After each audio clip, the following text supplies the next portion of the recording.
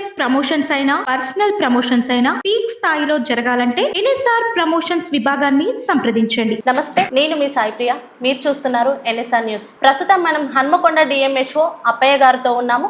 జిల్లా వ్యాప్తంగా ప్రభుత్వ ఆసుపత్రుల పరిస్థితి గురించి, ఆయన బాధ్యతలు చేపట్టాక వచ్చిన మార్పుల గురించి వారితో మాట్లాడి తెలుసుకునే ప్రయత్నం చేద్దాం. సార్ నమస్తే. నమస్తే అండి. ఎన్ఎస్ఆర్ ప్రేక్షకులకు, మీకు, యాజమాన్యానికి అందరికీ ధన్యవాదాలు. Thank you sir. సార్, ఎలా ఉంది సార్ జిల్లా స్థాయిలో పబ్లిక్ హెల్త్ కాన్షియస్లో వస్తున్న మార్పులు ఎలా ఉంటున్నాయి? సో ఇది చాలా రోజుల నుండి మనం పబ్లిక్ హెల్త్లో ఉన్నాం కాబట్టి సాధ్యమైనంత వరకు ఇప్పటికీ దాదాపుగా మార్పు వచ్చింది. 30-40% ప్రభుత్వం వైపు ప్రజల సేవలు అందుకోవడంలో ముందుకు వస్తున్నారు. కానీ ఇంకా కూడా మెరుగుపరచాల్సిన అవసరం ఉంది. అది దానికి అనుగుణంగా మనం ఎప్పటికప్పుడు టూర్స్ వేయడము, తర్వాత పర్యవేక్షణ చేయడము, పర్యవేక్షణ సమయంలో మా మెడికల్ ఆఫీసర్స్ని, వైద్య సిబ్బందిని కూడా ప్రజలకు తప్పకుండా మనం సేవ చేయవలసిన అవసరం ఉంది. ఎందుకు అంటే మనం తీసుకునే జీతం కూడా ప్రజలు కడుతున్న పన్ను నుండి తీసుకుంటున్నాం కాబట్టి మనం వాళ్ళకు తప్పకుండా సేవ చేయాల్సిన అవసరం ఉందని చెప్తూ, మోటివేట్ చేస్తూ ప్రజలకు కూడా అప్పుడప్పుడు అవగాహన కల్పిస్తున్నాం. మా సేవలు గిట్లా ఉంటాయి, సో తప్పకుండా మీరు ప్రభుత్వ సేవలు అందుకోవాలి. ఒకవేళ మీరు పోయినప్పుడు 100 మంది ఉంటారు ప్రభుత్వ వైద్యం దగ్గర, అదే నీకు ప్రైవేట్కి పోతే ఇద్దరే ఉంటారు కాబట్టి మీకు 10 నిమిషాలు కేటాయిస్తారు, ఇక్కడ 2-3 నిమిషాలు కేటాయిస్తారు. కానీ వైద్యం మాత్రం అంతటా అదే విధమైన ఉంటుంది కాబట్టి మీరు తప్పకుండా ప్రభుత్వ ఆసుపత్రికి రమ్మని ఆ విధంగా మోటివేట్ చేస్తున్నాం. ప్రభుత్వ ఆసుపత్రుల విషయంలో పబ్లిక్ ఒపీనియన్ ఎంతవరకు మార్చగలిగారు సార్? అంటే గవర్నమెంట్ హాస్పిటల్స్ పై నమ్మకం కలిగించేలా మీరు ఏమైనా చేస్తున్నారా? ఇంతకుముందు చెప్పిన విధంగానే తప్పకుండా మేము ఫీల్డ్ లెవెల్లో, అంటే మారుమూల ప్రాంతాలలో ఉన్నటువంటి ప్రజలకు మరీ ముఖ్యంగా వాళ్ళు అవుట్ ఆఫ్ పాకెట్ మనీ, అంటే వాళ్ళ జేబు నుండి డబ్బులు ఖర్చు కావద్దు అనే ఉద్దేశం అయితే మాలో ఉంది. అదేవిధంగా మేము ముందుకు సాగుతున్నాం. ప్రభుత్వం ఇచ్చే ప్రతి సర్వీస్ని, అంటే మందుల పరంగా కానీ, వైద్య సేవల పరంగా కానీ తీసుకోమని ప్రజలకైతే విజ్ఞప్తి చేస్తూ వస్తున్నాం. దాదాపుగా మేమైతే 50-60% ప్రభుత్వ సేవలు అందుతున్నట్టుగా మా రిపోర్ట్స్ ద్వారా తెలుస్తున్నది. Okay sir. మీకు ఆదర్శ డాక్టర్ అనే పేరుంది. కొండలు గుట్టలు దాటి పేదోళ్ళకు వైద్యం చేశారు. అలాంటి ఆదర్శ డాక్టర్లు అన్ని చోట్ల ఎందుకు ఉండలేకపోతున్నారు సార్? మీ అభిప్రాయం ఏంటి దానిపైన? అది వ్యక్తిగతం అమ్మ. అంటే ఒకప్పుడు మన మూలాలని మర్చిపోకుండా మనం ఎక్కడి నుండి వచ్చాము అనేది గుర్తు చేసుకుంటూ అటువంటి పేదలకే మన సేవలు అందించాలి తప్ప ఉన్నవాడికి కాదనే దృక్పథం ఉన్న కోణంలో అది వ్యక్తిగతంగా భావిస్తున్నా. నాకైతే ఇప్పటికీ ఉంది. నేను ఎక్కడ పని చేసినా తప్పకుండా పేదవాడికే ప్రాధాన్యతనిస్తా. ఎంజిఎం వంటి పెద్ద ఆసుపత్రులలో నిత్యం సమస్యలు ఉంటున్నాయి సార్. అలా సమస్యలు ఏర్పడడానికి కారణాలు ఏమై ఉంటాయి సార్? మీ ఉద్దేశం ఏంటి దానిపైన? సమస్యలు అంటూ ఏమీ ఉండవు. సాధ్యమైనంత వరకు చిన్న చిన్న సమస్యలు కుటుంబంలో కూడా వస్తూ ఉంటాయి, సమాజంలో కూడా తలెత్తుతూ ఉంటాయి.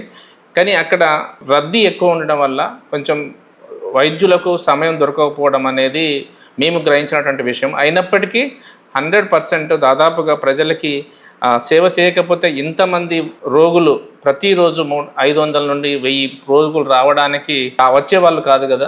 హన్మకొండ మెటర్నిటీ హాస్పిటల్లో పేషెంట్లు ఎక్కువైనా చీదరింపులు ఎక్కువైతున్నాయని చాలా మంది బాధపడుతున్నారు సార్.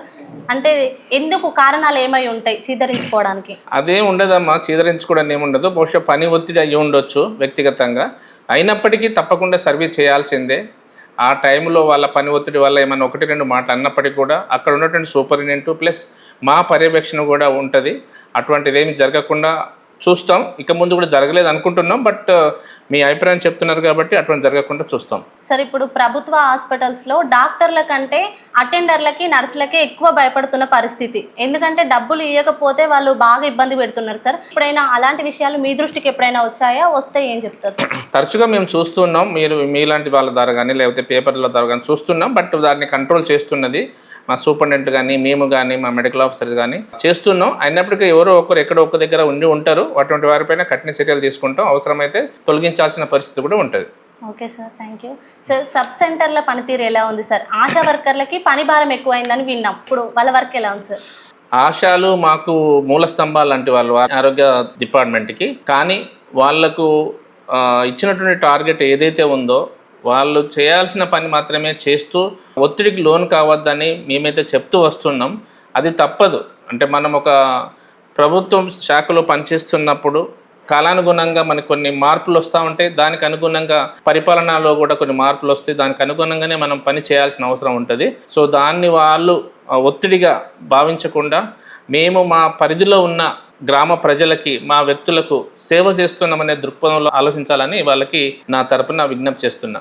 ఓకే సార్, ఇప్పుడు ప్రభుత్వ హాస్పిటల్స్లో డెలివరీస్ పెంచేందుకు ఆశా వర్కర్లకు, ఏఎన్ఎంలకు టార్గెట్లు ఇస్తున్నారు. అది మంచి ఆలోచనే, కానీ ఫలితాలు ఎలా ఉన్నాయి, ప్రజల రియాక్షన్ ఎలా ఉంది సార్? అంటే అది టార్గెట్ అని కాకుండా ఉద్యోగ ధర్మం అనుకొని చేస్తున్న విధానం అది. సో దానివల్ల ప్రభుత్వం వైపు ఇప్పుడు ఒకప్పుడు 30% ఉన్న ప్రభుత్వ కాన్పులు ఇప్పుడు 50-60% ప్రభుత్వ ఆసుపత్రులు అవుతున్నాయి. మిగతా 40%లో కనీసం ఇంక 20% కూడా మనం ప్రభుత్వంలోనే కాన్పోయేటట్టు చూడాల్సిన బాధ్యత మా పైన, మా సిబ్బంది పైన ఉంది. అంటే దాదాపుగా ప్రతి బీపీఎల్ బిలో పావర్టీ లైన్ ఉన్న ప్రతి వ్యక్తికి మనం కాన్పు ప్రభుత్వ ఆసుపత్రులు చేయాలనే ఉద్దేశంతో ముందుకెళ్తున్నాం. ఓకే సార్, ప్రజల ఆరోగ్య విషయంలో అవేర్నెస్ పెంచడానికి కొత్తగా మీరు ఏదైనా చేయబోతున్నారా? కొత్తగా అంటూ ఏముండదమ్మా. దాదాపుగా మేమైతే ఇంతకుముందు చేసినటువంటి ప్రచారమే అవగాహన పరచడము చేస్తున్నాము. సో మీరు అన్నారు కదా సబ్ సెంటర్లలో ఎటువంటి సౌకర్యాలు అందుతున్నాయని. సో ఈ మధ్యలో మేము వచ్చిన తర్వాత నూతనంగా మాకు 63 ఆరోగ్య ఆయుష్మాన్ మందిర్లు ఉన్నాయి. ఆ ఆరోగ్య ఆయుష్మాన్ మందిర్లో ఒక వ్యక్తికి ఏదైనా కుక్క కాటు కరిచినా లేకపోతే చిన్నపాటి గాయమైనా ఆర్ఎంపీ డాక్టర్ని సంప్రదించకుండా, లేదు సంబంధిత పిహెచ్కి పోకుండా ఉండడానికి వాళ్లకు ట్రాన్స్పోర్ట్ భారము మరియు డబ్బులు ఖర్చు కాకుండా ఉండడానికి అక్కడే మేము టీటీ ఉన్ను ఏఆర్వి ఇంజెక్షన్స్ కూడా అందుబాటులో ఉంచాము. అక్కడే వాళ్ళు వైద్యం తీసుకోవచ్చు. స్థానిక మినిస్టర్ నుంచి కానీ, ఎమ్మెల్యే నుంచి కానీ ఎలాంటి సహకారం అందుతుంది సార్ మీకు? మేము ఏదైనా ప్రపోజ్ చేస్తే ఆ ప్రపోజల్ని తప్పకుండా ప్రభుత్వ దృష్టికి తీసుకుపోయి దాన్ని అమలయ్యే విధంగా, శాంక్షన్ అయ్యే విధంగా వాళ్ళు మాకు సహకారం అందిస్తున్నారు. దానికి ప్రధానంగా మంత్రివర్యులకు, గౌరవ శాసనసభ్యులందరికీ కూడా మేము రుణపడి ఉంటాం. Thank you sir. ప్రజలకు ఉపయోగపడే ఎన్నో విషయాలు మాతో షేర్ చేసుకున్నారు. చూశారు కదా, డాక్టర్ అప్పయ్య గారు పబ్లిక్ హెల్త్ గురించి, అలాగే ప్రభుత్వం ప్రజారోగ్యం కోసం ఎంతో శ్రద్ధగా పనిచేస్తుంది అని చెప్తున్నారు ఆయన. మరో గెస్ట్తో మళ్ళీ కలుద్దాం.